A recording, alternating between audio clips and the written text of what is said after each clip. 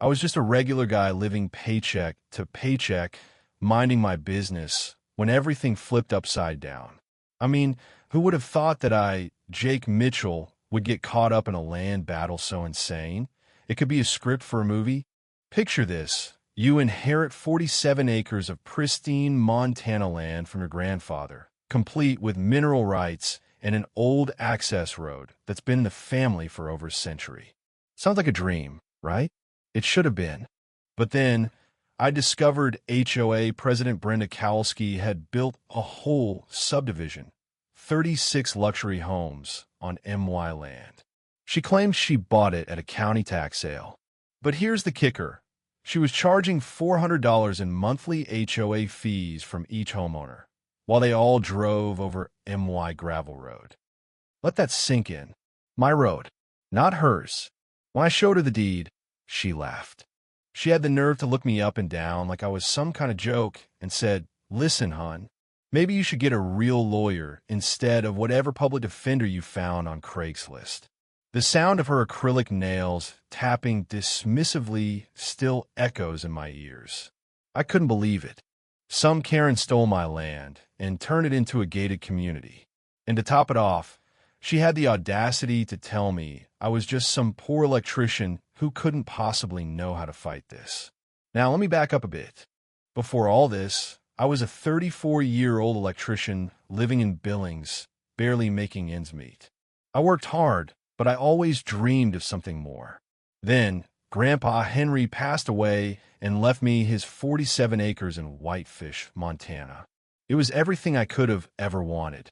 I was ready to leave my small-town struggles behind and finally build something for myself. The property had it all: a crystal-clear mountain stream, timber rights, mineral rights. Grandpa always told me, "Jake, this dirt's worth more than gold, but only if you're smart enough to hold on to it." I planned to build a modest cabin and start my own electrical contracting business.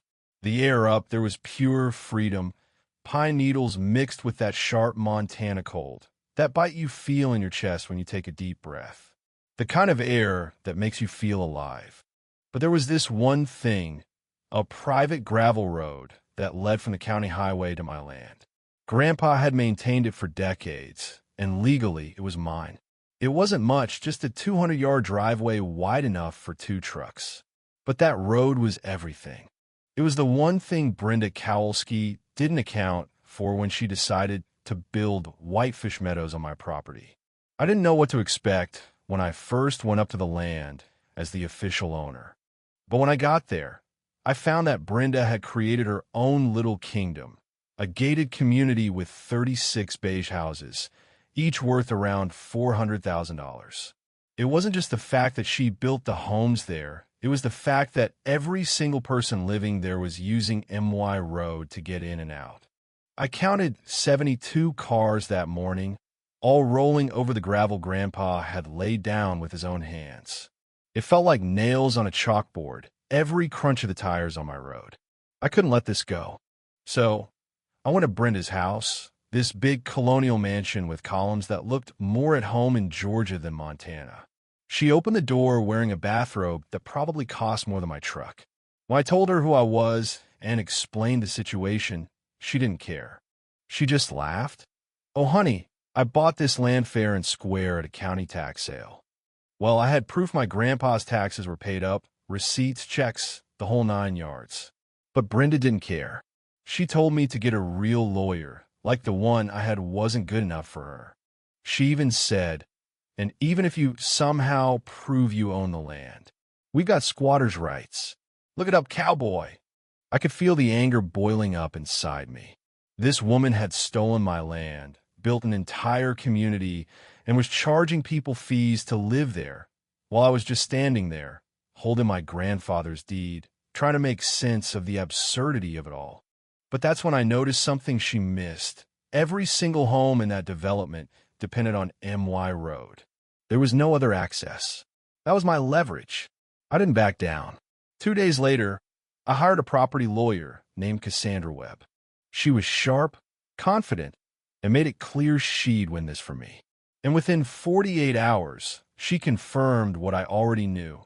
The land was mine, and Brenda's tax sale was a lie. There had never been a tax sale. She'd somehow convinced a corrupt county clerk to forge the sale documents. Fraud. Plain and simple.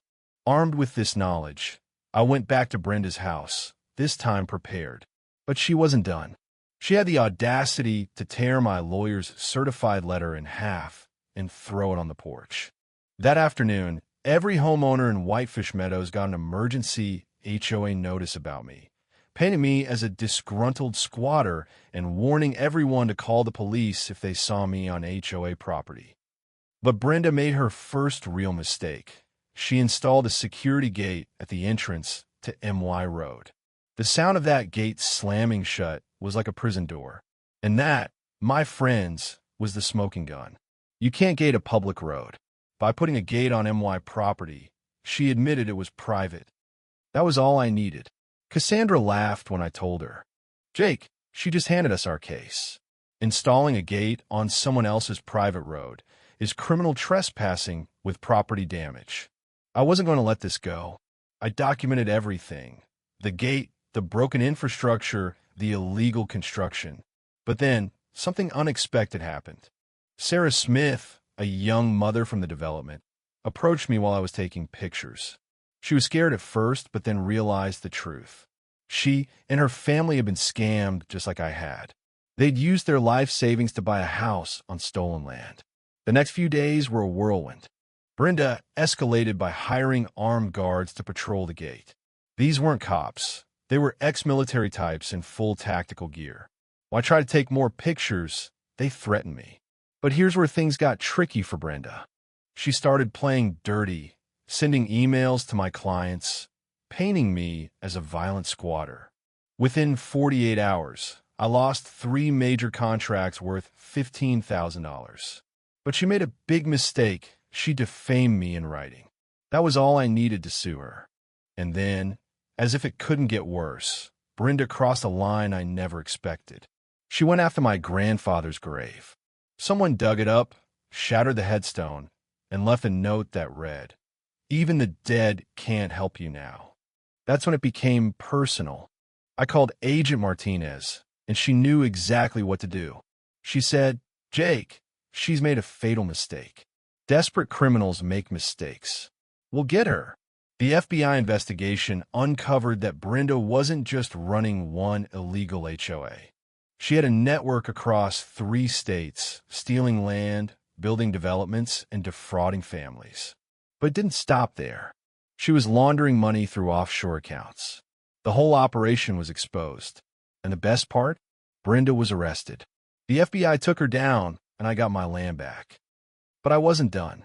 I donated the 47 acres to the community, ensuring every family who had bought a home there would keep their property.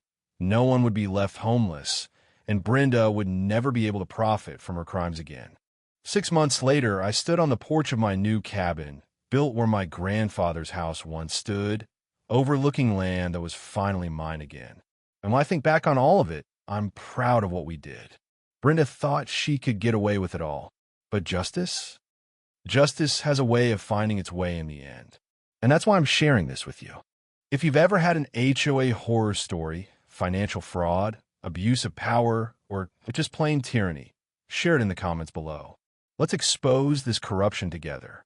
What happened to me could have happened to anyone. Don't let it happen to you.